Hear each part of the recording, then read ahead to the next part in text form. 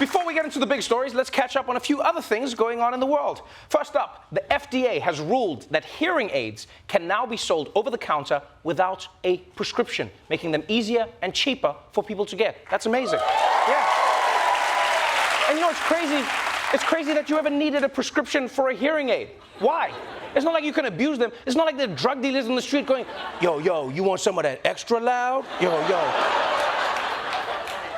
Meanwhile, in travel news, American Airlines has announced that they will be buying 20 supersonic jets that'll be able to get passengers to their destination twice as fast as current airplanes. Yeah. And while that's great, it also means the annoying guy who's sitting next to you on the plane is going to have to talk twice as fast now. It's going to be like, so yeah, you fly often, you're going on vacation, is it the work thing? I just had to check a bag. You checking a bag? Where are you from? Yeah, first time flying. Yeah, the plane's seen the Rock and Roll Hall of Fame. It's going to be great. And we're here. Also, in, I'm going to call it culinary news, Papa John's has unveiled a new menu item called Papa Bowls, which are bowls full of pizza toppings without the crust. And I just want to say, congratulations, America, you did it. You finally found the opposite of a salad. Well done.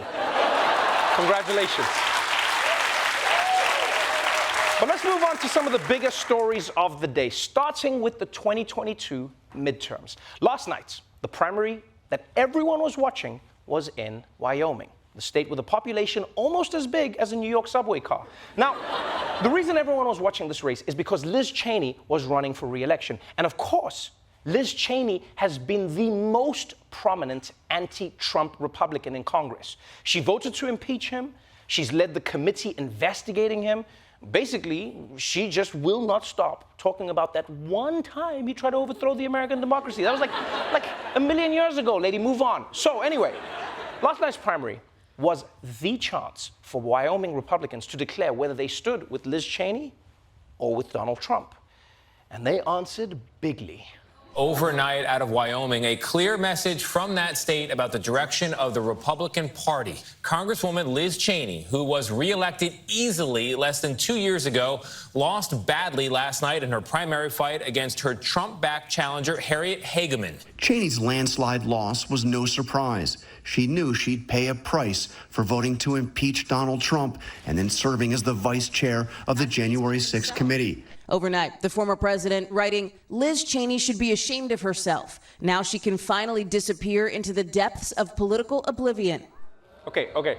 First of all, there's no way that Trump wrote that.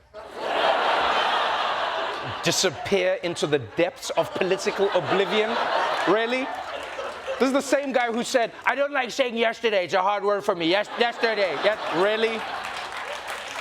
Really? That's not him. You know, if I was to bet, he probably has some guy who just fancies up his words for him. You know, he's like, I want to say something like, Liz Cheney, go bye-bye now. The person's like, okay, how about disappear into the depths of political oblivion? He's like, that one is goodly, maybe the bestest, I like it. And look, say what you want.